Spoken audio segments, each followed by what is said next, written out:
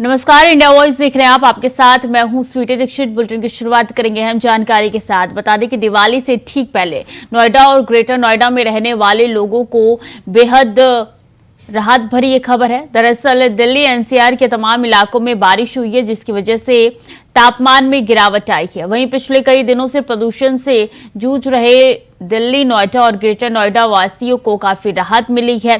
बारिश की वजह से शहर में प्रदूषण का स्तर भी बेहद कम हुआ है। पिछले कई दिनों से एयर क्वालिटी इंडेक्स यानी कि AQI 400 से भी ज्यादा रह रहा था। बारिश की वजह से शहर में प्रदूषण का स्तर बेहद नीचे आ गया है। वहीं दिल्ली के बॉर्डर्स पर ट्रक और बसों के कागज चेक करके ही उनकी एंट्री कराई जा रही है। तो ये 3 तस्वीरें आपकी टीवी स्क्रीन पर नजर आ रही है और इन 3 तस्वीरों में दिखाई दे रहा है कि किस तरीके से वाहनों की एंट्री हो रही है तमाम कागजात चेक करने के बाद। और AQI लेवल जो है वो अभी गिर चुका है। इससे अंदाजा लगाया जा सकता है कि दिल्ली वासियों को, दिल्ली NCR में जो लोग रहते हैं उनको प्रदूषण से राहत मिली है।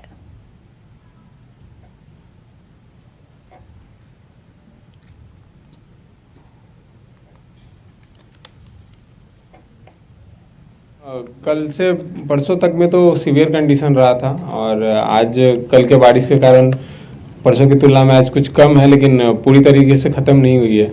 और जैसे कि हम अभी टहल रहे हैं, घर से निकलने के बाद मॉर्निंग वॉक पे हैं, तो ब्रीदिंग प्रॉब्लम थोड़ी सी हल्की हल्की सी हो रही है, लेकिन पहले की तरह नहीं है, मतलब कम है। सीवियर से अब तो वेरी पुअर पे आ गया ना। अभी लंबा जारी ही रहेगा दिवाली तक। अभी तो क्रैकर्स होंगे, बहुत सारी चीज़ें होंगे जिससे अभी पॉल्यूशन ज़्यादा आ रहा है।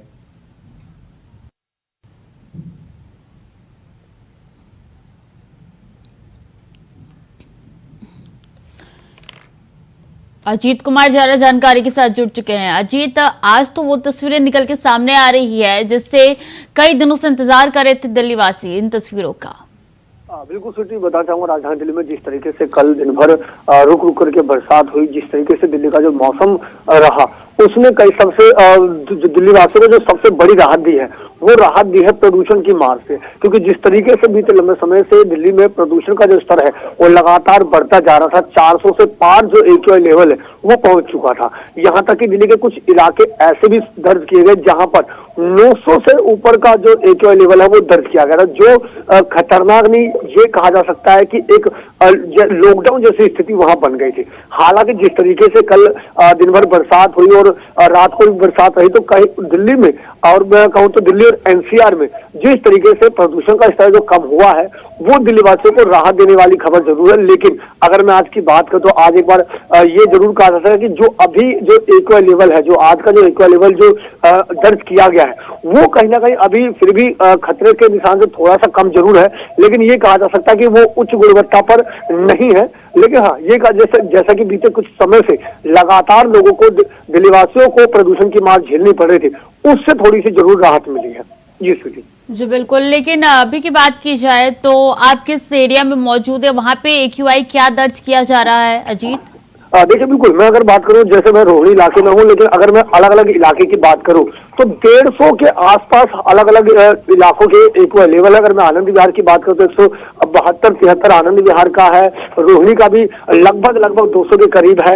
और अगर मैं पूट खुर्द की बात करूं तो वहां भी 150 के करीब आंकड़ा है। तो ऐसे में अगर मैं बात करूं, अगर दिल्ली का AQI लेवल अगर मैं की बात करूं तो लगभग 172 का दर्ज किया जा रहा है आज का, जो कहीं ना कहीं कहा जा सकता है कि उच्च जो श्रेणी है उसमें नहीं आता है। लेकिन फिर भी ये कहा जा सकता है कि उन लोगों के लिए जो पिछले कुछ समय से सुबह सैर के लिए निकल रहे थे और उनको जो प्रदूषण की मार का जो सामना करना पड़ा था, उनके लिए तो कुछ हद तक राहत की खबर जरूर है।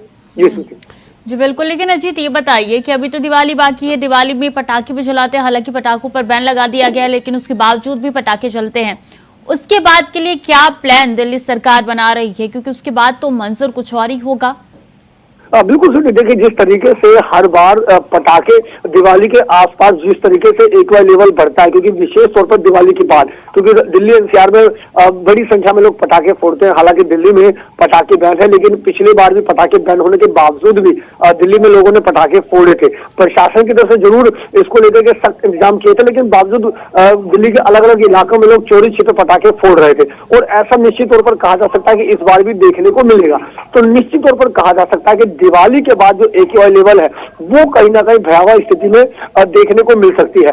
और कहीं ना कहीं जो प्रदूषण है, जो प्रदूषण का स्तर है दिल्ली वासियों के लिए वो चिंताजनक बनेगा। हालांकि अगर मैं दिल्ली सरकार की बात करूं या केंद्र सरकार की बात करूं, तो इस समय जरूरी हो जाता है कि दिल्ली सरकार और केंद्र सरकार दोनों मिलकर के काम करें, और न केवल केंद्र सरकार बल्कि दिल्ली सरकार को अन्य पड़ोसी राज्यों के साथ भी मिलकर के काम करना चाहिए।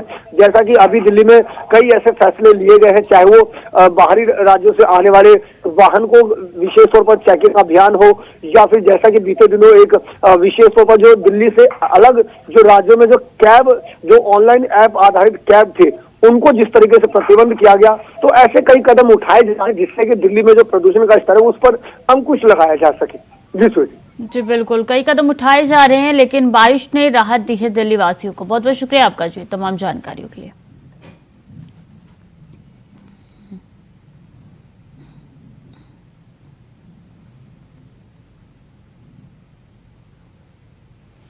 और इस बीच लखनऊ से बड़ी खबर, जहां राजधानी का AQI लेवल जो है 289 पहुंचा है। सरकार ने दिवाली तक निर्माण कार्यों पर रोक लगा दी है। दिन में 3 बार चलाई जा रही है स्मॉग गन। बारिश की वजह से मिली है थोड़ी राहत, ठंड भी बढ़ी है। तो एक बार फिर से ये तस्वीरें निकल के सामने आ रही है, लेकिन इस बार ये तस्वीरें दिल्ली की नहीं है, राजधानी लखनऊ की है। क्योंकि लखनऊ में भी यहाँ पे प्रदूषण लेवल बढ़ा है। और बात की जाए आज की, तो 289 प्रदूषण स्तर जो है, AQI लेवल जो है वो दर्ज किया जा रहा है। फॉग गन की भी सहायता ली जा रही है। शुभम पांडे सीधे लखनऊ से जुड़ चुके हैं। शुभम, पहले तो ये तस्वीरें दिल्ली से आया करती थी, अब राजधानी ही है लेकिन लखनऊ। जी बिल्कुल, आपको बताते हैं जो जहाँ एक तरफ लखनऊ, जहाँ एक तरफ दिल्ली में जो है पोल्यूशन की जो मार थी वो देखी जा रही थी, वहाँ की हवा जो है पूरी तरीके से जहरीली हो चुकी थी। अब जो है उत्तर प्रदेश की राजधानी लखनऊ में जो है तस्वीरें देखी जा रही हैं कि सुबह से ही लगभग 11 बजे तक जो धुंध है वो देखी जा रही है। 289 के आसपास का जो एक एयर क्वालिटी इंडेक्स है वो देखा जा रहा है। कहा जा सकता है जिस तरीके से दिल्ली की तस्वीरें थी उसी के बाद अब लखनऊ में वैसी तस्वीरें सामने आने लगी हैं, और जो धुंध है वो लगातार देखी जा रही है। वहीं मुख्यमंत्री योगी आदित्यनाथ के निर्देश पर अधिकारियों को निर्देशित किया गया है। वहीं साफ कहा गया है कि जो भी निर्माणाधीन कार्य हैं उन सभी को जो है रोक दिया जाए, और जिनकी परमिशन है वही कार्य होंगे, बिना परमिशन वाले कोई भी कार्य ऐसे नहीं हो सकते, क्योंकि पॉल्यूशन को देखते हुए मुख्यमंत्री का आदेश दिया गया। वहीं सभी जनपदों के लिए भी एक निर्देश जारी हुआ है। साफ कहा था जिस तरीके से दिल्ली के बाद अब लखनऊ में जो एयर क्वालिटी इंडेक्स बढ़ा है, लखनऊ के अलग अलग इलाके जैसे तालकटोरा हो गया, आलमबाग हो गया, गोमती नगर हो गया,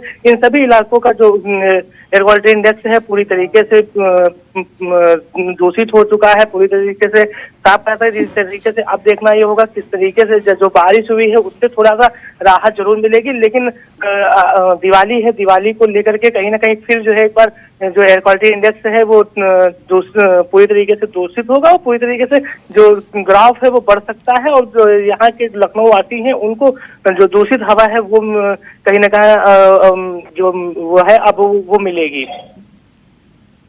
तो यहाँ पे स्मॉग गन का इस्तेमाल भी किया जा रहा है। दिन में कितनी बार स्मॉग गन का इस्तेमाल होता है?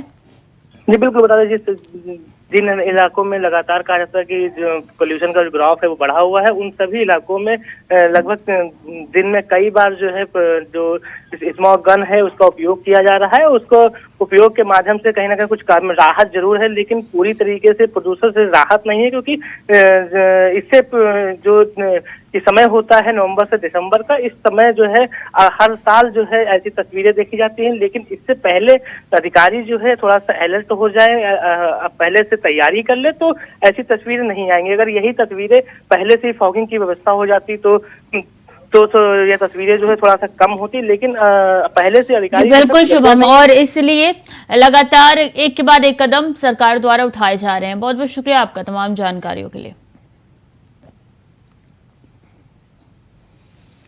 वक्त तो चला छोटे से ब्रेक का, चल लौट रहे हैं। ब्रेक के बाद एक बार फिर से स्वागत है आपका। खबरों में आगे बढ़ेंगे। जम्मू कश्मीर के पूंछ में भारतीय सेना के अधिकारियों सभी जवानों के साथ दिवाली मनाई। मंदिर में भगवान की आरती के बाद सभी जवानों ने एक दूसरे को दिवाली की शुभकामनाएं दी, वहीं पटाखे भी जलाए।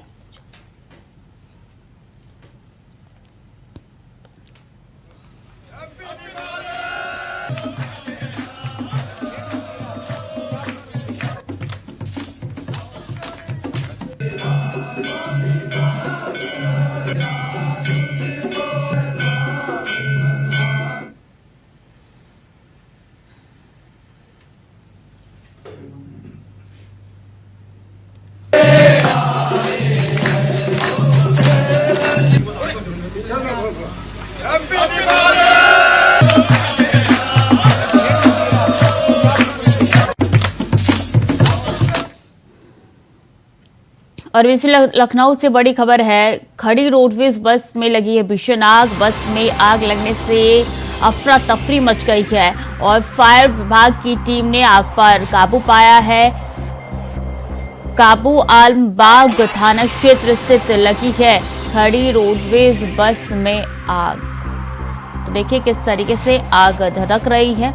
रोडवेज बस में आग लगी है और वक्त रहते आग को बुझा लिया गया है, लेकिन गनीमत रही कि अंदर उस वक्त कोई मौजूद नहीं था। आग लगने से अफरा तफरी मच गई। और बता दें कि ये तस्वीरें आप तक पहुंचा रहे हैं। खड़ी रोडवेज बस में आग लगी है, जिसके बाद से फायर ब्रिगेड की टीम को बुलाया गया और आग बुझाने का प्रयास किया गया।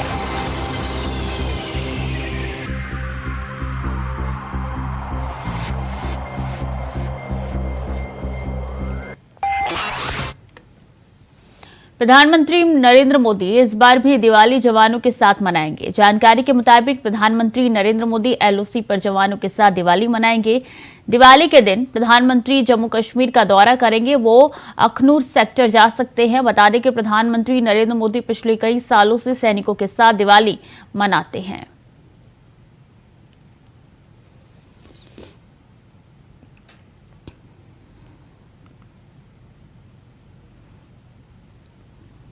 प्रियंका गांधी ने एक रैली के दौरान राम जी को 14 साल की जगह 13 साल वनवास की बात कही। वहीं असम के सीएम हेमंत बिस्वा शर्मा ने प्रियंका को निशाने पर लिया। चरित्र में जनता ने ये देखा कि इनके दिल में हमारे प्रति श्रद्धा है। तो जब भगवान राम का वनवास हुआ और वो जंगल भेजे गए, 13 वर्षों के लिए जंगल में रहे, फिर भी जनता ने उनमें श्रद्धा रखी। फिर भी जनता चाहती थी कि वही बने हमारे राजा। फिर भी जनता ने इंतजार किया, 13 साल इंतजार किया जब तक वो वापस आए। और जब वापस आए तो दिवाली पर इतनी खुशी मनाई कि आज तक हम उस खुशी को मनाते हैं। और आज तक हम याद करते हैं कि किस तरह से झूठ को सच्चाई ने पराजित किया। प्रियंका गांधी आके बोलता है राम जी 13 साल वनवास में था। अरे भाई, घर में सूर्या जी नहीं पढ़ा सकते, कम से कम कमलनाथ जी को तो रामायण पढ़ा देना चाहिए था, वो भी नहीं करता है। और चुनाव का समय में हर वक्त हिंदू बन जाते हैं। चुनाव का काम जो हिंदू क्या है भूल जाते। आचार्य प्रमोद कृष्णम कांग्रेस से नाराज चल रहे हैं। इंडिया गठबंधन पर वो विपक्षी पार्टियों को घेरते हुए नजर आए। देखिए, इंडिया अलायंस जो बना, इंडिया गठबंधन बनाने का मुख्य कारण क्या था? नरेंद्र मोदी को हटाना, बीजेपी की सरकार को हटाना। लेकिन अफसोस की बात यह है कि नरेंद्र मोदी से विपक्ष इतनी नफरत करता है। मोदी से नफरत करते करते वो ये भूल गया है कि वो भारत से नफरत करने लगा है। मोदी अगर नई संसद का निर्माण करें तो उसका विरोध, धर्म दंड स्थापित करें संसद में, अगर किसी ट्रेन का नाम वंदे भारत रख दें उसका विरोध, नमो भारत रख दें उसका विरोध। मोदी की आलोचना करो, कौन रोकता है? प्रधानमंत्रियों की आलोचना हुई है और होती रहनी चाहिए। लोकतंत्र की खूबसूरती है कि प्रधानमंत्री के फैसलों की आलोचना होनी चाहिए, लेकिन प्रधानमंत्री से नफरत करना ठीक नहीं। नमो भारत का मतलब क्या है कि भारत को नमन, लेकिन नमो भारत का भी विरोध। तो मुझे लगता है कि मोदी से नफरत करता करता विपक्ष इतना कंफ्यूज हो गया है कि वो भारत की संस्कृति, भारत की सभ्यता, सनातन, सबसे नफरत करना शुरू कर दिया।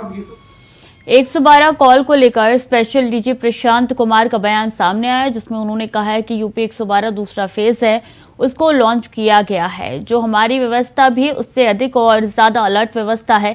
इसके तहत हम दुगनी कॉल रिसीव करेंगे। इसके लिए सभी विभिन्न प्रक्रिया कंप्लीट कर ली गई है। टेंडर नई कंपनी को दिया गया है। नई कंपनी ने एश्योर किया है कि पर्याप्त मात्रा में जनशक्ति उपलब्ध है, किसी तरीके की कोई सेवाएं बाधित नहीं हुए। और कुल लोगों के धरना प्रदर्शन की बात कही उन्होंने।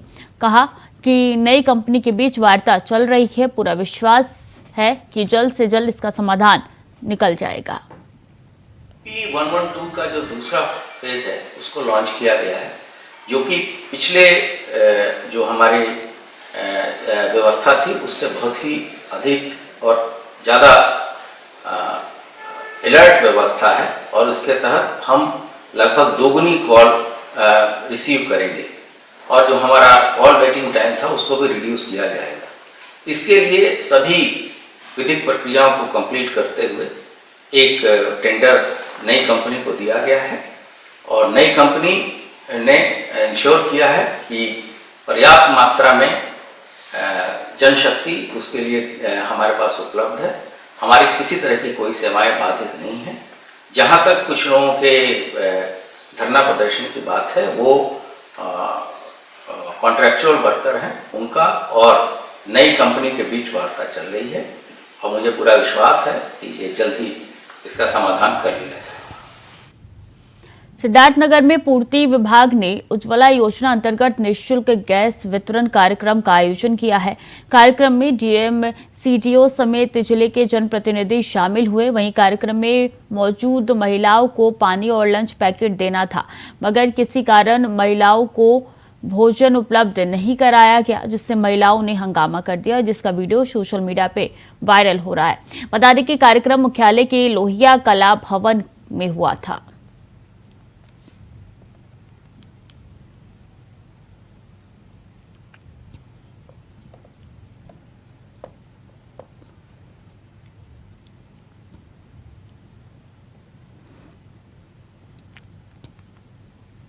मुख्तार अंसारी और उसके आधा दर्जन से ज्यादा सहयोगियों पर गाजीपुर की एमपी एमएलए कोर्ट ने 23 साल पुराने मनोज राय हत्याकांड में कार्रवाई चल रही है, जिसमें आज बहस होनी थी, लेकिन मुख्तार अंसारी के साथ सह आरोपी सरफराज मुन्नी की तरफ से एडजस्टमेंट स्थगन की एक याचिका जज के समक्ष दी गई, जिसमें उनसे गुहार लगाई गई कि इस वारदात में उसकी कोई संलिप्तता नहीं है। जबकि पुलिस की चार्जशीट में मृतक मनोज राय के पिता ने मुख्तार अंसारी के साथ सरफराज मुन्नी, अफरोज जफर चंदा के साथ 10 लोगों को नामजद किया था। अब ऐसे में अदालती दावपेच के चलते सरफराज मुन्नी के स्थगन याचिका पर कोर्ट ने सुनवाई कर अगली तारीख 20 नवंबर की डाली है।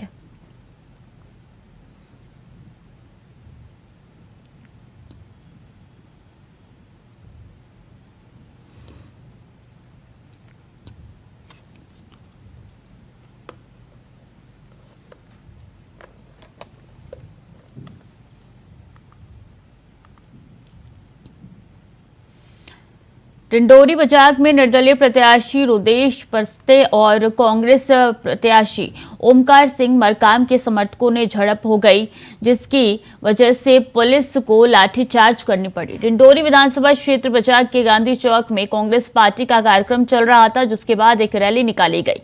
वहीं बजाग के ही पंचायत भवन के स्कूल ग्राउंड के पास सुदेश परस्ते निर्दलीय प्रत्याशी की सभा का कार्यक्रम था। कांग्रेस समर्थक निर्दलीय प्रत्याशी के मंच पर आए और प्रत्याशियों के समर्थक आपस में भिड़ गए।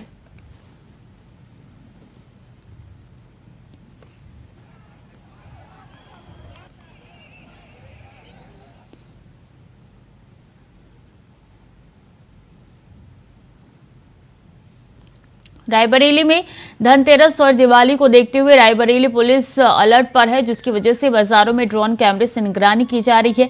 साथ ही सिविल ड्रेस में भी पुलिसकर्मी बाजारों में तैनात है। सुरक्षा के लिए बाजारों में पुलिस 24 घंटे तैनात रहेगी। वहीं कई जगहों पर ट्रैफिक को डायवर्ट किया गया है। दिवाली पर पुलिस पूरी तरीके से अब मुस्तैद नजर आ रही है।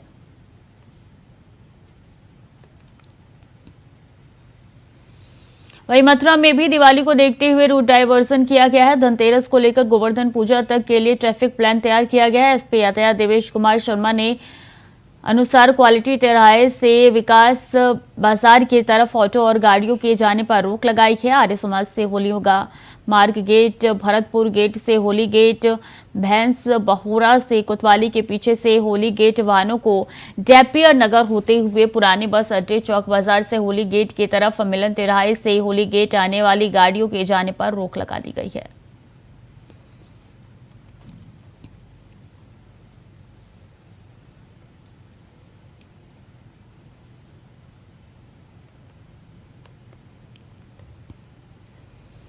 तो फिलहाल के लिए बुलेटिन में इतना ही। खबरें लगातार जारी है, देखते रहें इंडिया वॉइस।